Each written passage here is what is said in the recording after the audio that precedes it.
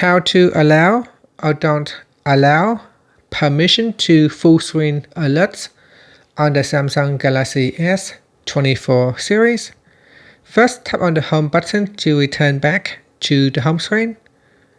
And on your home screen, swipe down at the top, then tap on the settings icon. Next, in the settings page, we scroll down and then tap on apps. In here, tap on the more button, then tap on special access. After that, we scroll down and at the bottom, tap on full screen alerts. In here, in the list of apps, tap on the apps to turn off or switch on the permission. This will allow the permission to access the full screen alerts. And finally, tap on the home button to return back to the home screen. Thank you for watching this video. Please like and subscribe to my channel for more videos.